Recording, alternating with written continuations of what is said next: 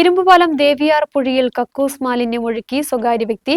തോടിനോട് ചേർന്നുള്ള കെട്ടിടത്തിൽ നിന്നും സ്വകാര്യ വ്യക്തി തോട്ടിലേക്ക് മാലിന്യം ഒഴുക്കിയതായാണ് നാട്ടുകാരുടെ പരാതി. ഇതോടെ പ്രദേശത്ത് ദുർഗന്ധം വമിക്കുകയാണ്.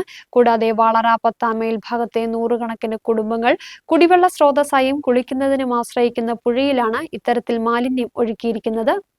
ഇരുമ്പുപാലം ദേവിയാർ പുഴയിലാണ് സ്വകാര്യ വ്യക്തി കക്കൂസ് മാലിന്യം തള്ളിയിരിക്കുന്നത്. തോടിനോട് ചേർന്നുള്ള കെട്ടിടത്തിൽ നിന്നുമാണ് സ്വകാര്യ വ്യക്തി തോട്ടിലേക്ക് മാലിന്യം തള്ളിയതായി നാട്ടുകാർ പരാതി ഉന്നയിച്ചിരിക്കുന്നത്. ഇതുമൂലം പ്രദേശത്ത് ദുർഗന്ധം വമിക്കുകയാണ്.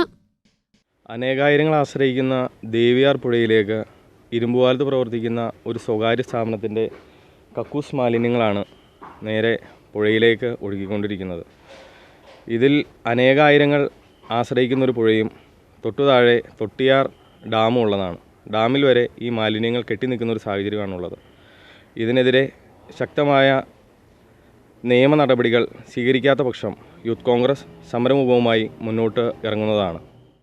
വാളറ പത്താമേൽ ഉൾപ്പെടെയുള്ള വിവിധ പ്രദേശങ്ങളിലെ ജനങ്ങൾ കുടിവെള്ള സ്രോതസ്സായും കുളിക്കുന്നതിനും വസ്ത്രങ്ങൾ കഴുകുന്നതിനും ആശ്രയിക്കുന്ന പുഴയിലാണ് ഇത്തരത്തിൽ മാലിന്യം തള്ളിയിരിക്കുന്നത്. ഇതോടെ പുഴയെ ആശ്രയിക്കുന്ന കുടുംബങ്ങൾക്ക് മറ്റു മാർഗങ്ങൾ തേടേണ്ട സ്ഥിതിയാണ്. മാത്രമല്ല, പുഴ മലിനമാകുന്നതോടെ പകർച്ചവ്യാധികൾ പോലുള്ള രോഗങ്ങൾ പിടിപെടുവാനും സാധ്യതയേറെയാണ്. പഞ്ചായത്ത് ഉൾപ്പെടെയുള്ള അധികൃതർ മാലിന്യ നിക്ഷേപത്തിനെതിരെ കർശന നടപടി സ്വീകരിക്കണമെന്നാണ് ആവശ്യം.